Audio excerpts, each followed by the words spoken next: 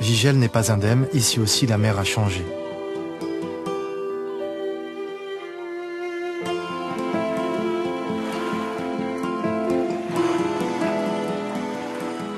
Les pêches miraculeuses ont rejoint les autres légendes de la cité au rayon des souvenirs. Alors, pour remettre de la vie au fond de l'eau, Gaïa doit convaincre tout le monde, et d'abord les pêcheurs.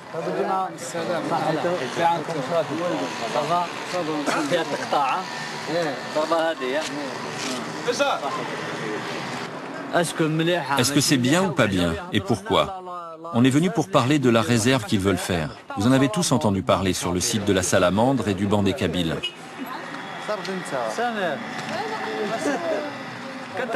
85% des petits métiers pêchent dans cette zone. Si tu les empêches d'y aller, toutes les barques vont disparaître. Déjà que pour aller pêcher la bonite et travailler toute l'année, il faut payer des millions pour l'assurance. Tous les propriétaires de ces barques vont couler. Il faut compter l'usure du matériel, les casses. On va se comprendre. Le parc de Gigel a fait une étude avec l'ISMAL, l'Institut des sciences de la mer et de l'aménagement du littoral. Mais cette étude n'ira pas loin si on ne s'entraide pas. Pourquoi? Parce que qui connaît la mer mieux que vous? Même ceux qui ont fait l'étude. Ensemble, nous pourrons faire quelque chose. Travailler ensemble pour le bien de la région. Parce que vous seuls, vous ne pouvez rien, et nous non plus.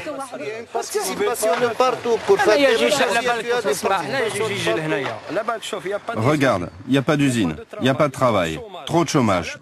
85% des Gigeliens vivent de la mer.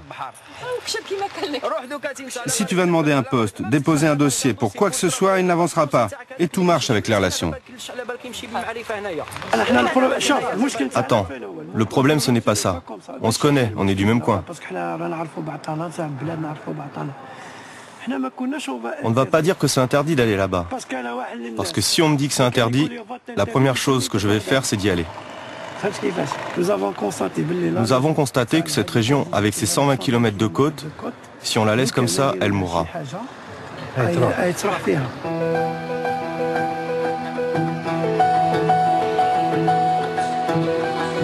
Ce n'est que le premier rendez-vous. Le dialogue n'est pas facile, mais il existe.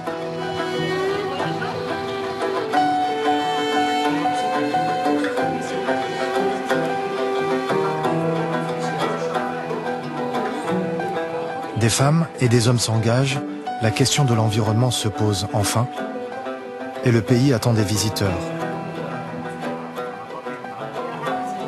Des petites promesses pour que l'Algérie trouve un jour toute sa place au bord de la Méditerranée.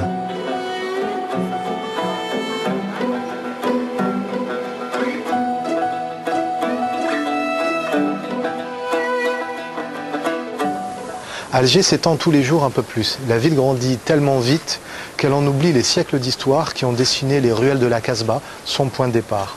Autrefois, la Casbah s'étendait sur 45 hectares, du haut de la citadelle jusqu'au port. Mais aujourd'hui, la Casbah n'est plus ce qu'elle était. Les murs s'écroulent et avec eux une bonne partie de la mémoire d'Alger. Cette mémoire, heureusement, trouve encore refuge dans les coins les plus secrets de la ville.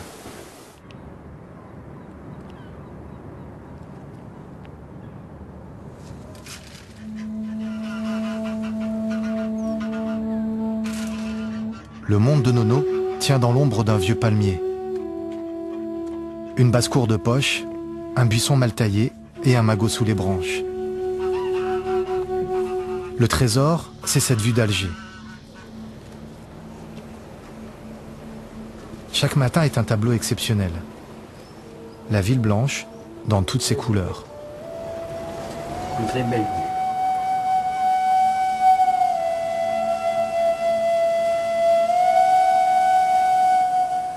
Ce spectacle, c'est le luxe de Nono, le seul qu'il possède depuis 40 ans.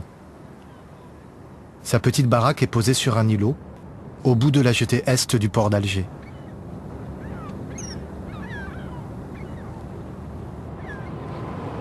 La solitude, là, tranquille. Loin de la pollution, l'air pur. C'est Nono qui distribue les cartes au jeu de l'interview. Parole et passe. Un vieux pêcheur a tout son temps.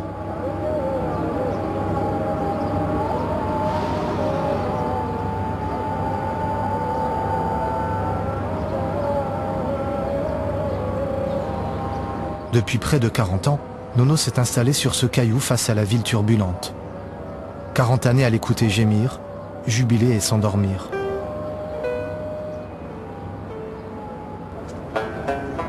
Nono a grandi à la Casbah juste en face, à quelques coups de rame de son îlot.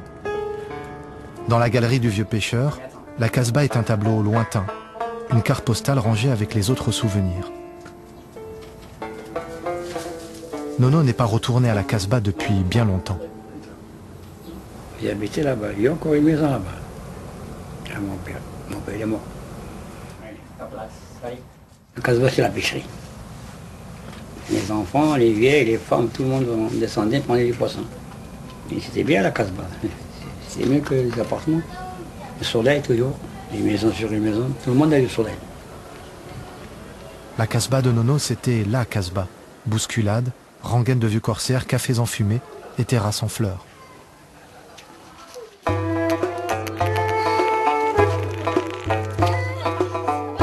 Tiens, la Casbah de Nono, c'était un peu ça.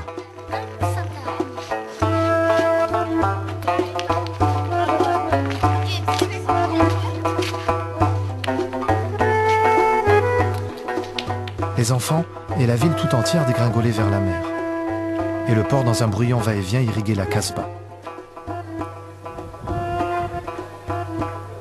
Les terrasses grillaient des sardines. Tous les soirs, Nono allait vendre ses dorades dans les quartiers européens. Ensuite, il est allé travailler sur les docks. Chacun à sa place. La pêche, c'était les Italiens. Les cafés, c'était les Espagnols. Les brasseries. Mais c'est pas italien, tout. Les immeubles. Tout ce qui rapporte. Les bijouteries, le commerce. Le commerce, c'était français. Et les dockers? Et les Arabes, algériens. Dès qu'ils levaient le poids. Il n'y avait pas de grue. Et on levait le poids. On travaillait 24 sur 24. Il y avait un grand trafic. Tout le monde travaillait, tout le monde mangeait.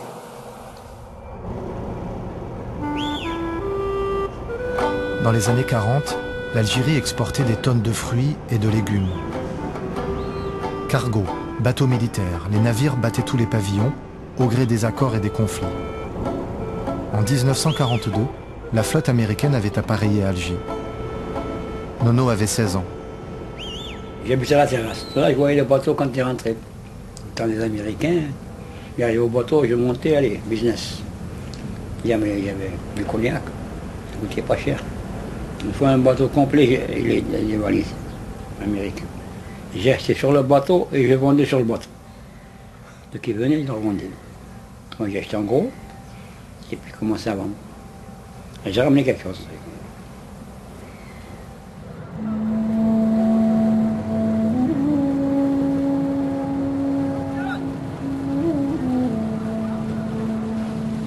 Nono a quitté son port une seule fois, l'année de ses 20 ans. Un voyage en clandestin sur l'Atos 2 qui a appareillé pour l'Arabie Saoudite.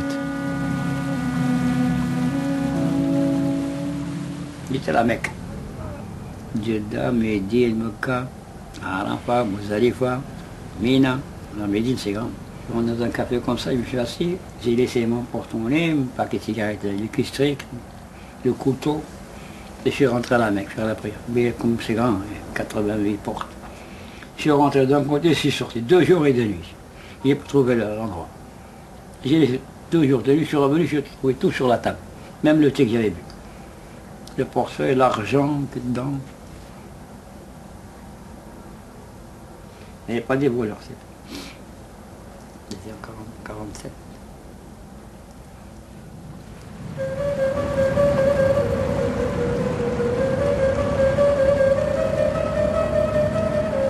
Pour venir sur la jetée, il n'y a pas d'autre moyen que la barque du passeur. Les jours de beau temps, la navette dépose une poignée d'habitués, des voisins d'en face. L'îlot abrite un club de plongée. La plupart des adhérents viennent depuis qu'ils sont tout petits, alors forcément, ils ont tous le même grand-père. Mais il y a du soleil. Quand le club a ouvert il y a plus de 40 ans, Nono a quitté les docks pour piloter la navette. Avec une prime en or, gardien de nuit sur l'îlot. Nono avait 16 ans. J'habitais à la terrasse. Là, je voyais le bateau quand il rentrait. Dans les Américains, j'arrivais au bateau, je montais, allez, business. Il y avait du cognac, ça coûtait pas cher. Une fois un bateau complet, les valises américains. J'ai acheté sur le bateau et je vendais sur le bateau. Ceux qui venaient, ils le revendaient. Moi, j'ai acheté en gros et puis commencé à vendre. Et j'ai ramené quelque chose.